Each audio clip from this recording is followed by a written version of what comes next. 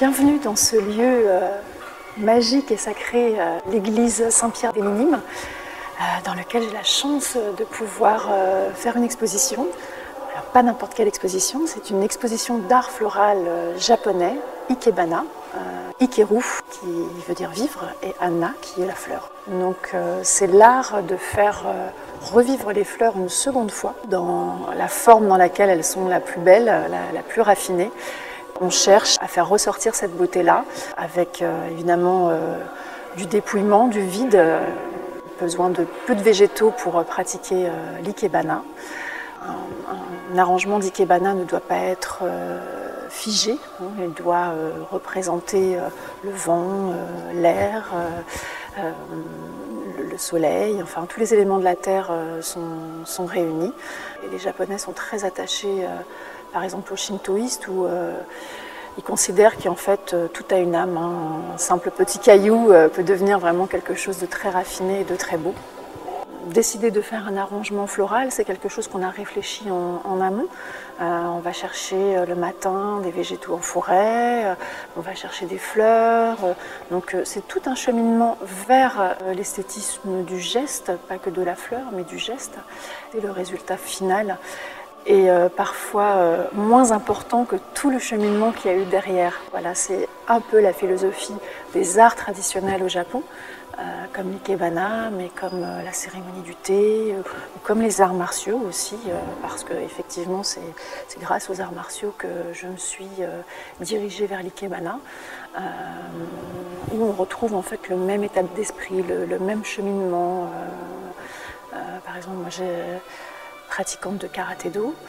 En effet, do, qu'est-ce que c'est au Japon?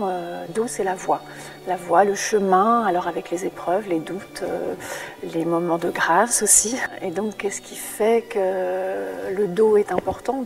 C'est de résister aussi dans l'épreuve, dans les difficultés. Le fait de pratiquer l'ikebana, c'est vraiment une observation de la nature et une observation aussi personnelle.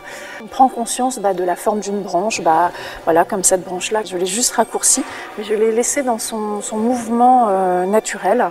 Elle prend de l'ampleur, elle prend de la grâce. L'aspect primordial des arts traditionnels japonais, le minimalisme et le dépouillement, sont vraiment des valeurs très importantes qui font partie intégrante de la pratique de l'ikebana.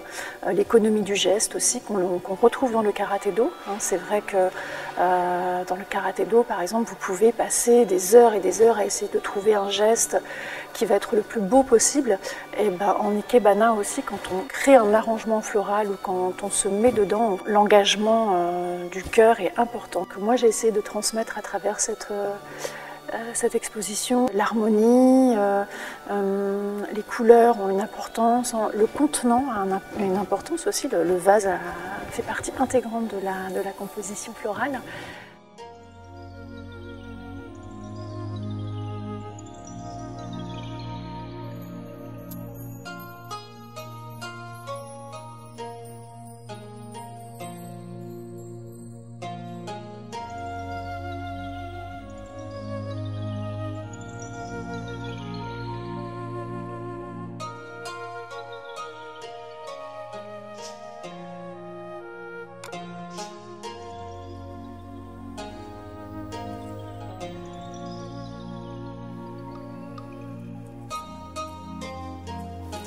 Eh bien, j'essaie de rester concentrée sur ce que je fais, retransmettre la beauté.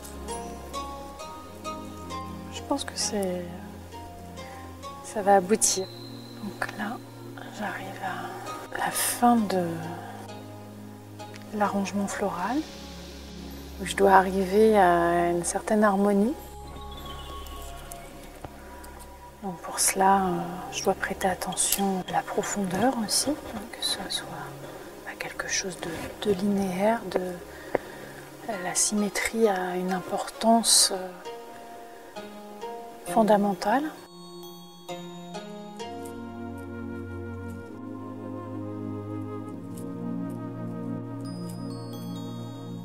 Tout ce qui est devant, comme ça, les petits boutons, c'est plutôt le présent, les enfants, tout ce qui se passe en ce moment dans sa vie. Et puis l'arrière, c'est plutôt le passé. Puis tout ce qu'il y a autour, en fait, ce sont ce qu'on appelle IKE, les accompagnants.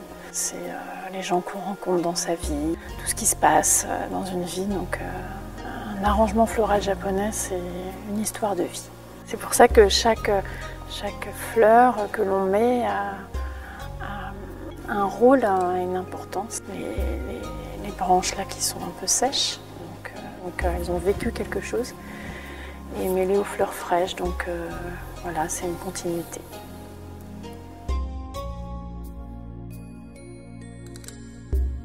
Le mot de la fin, voilà, ce serait l'éternité, parce que même moi, si ce que je pratique c'est un art éphémère, en fait, à travers une exposition, c'est rester dans l'esprit des gens. Les gens vont en parler, vont s'en souvenir, peut-être le raconter, et ça c'est un bonheur pour moi. Merci.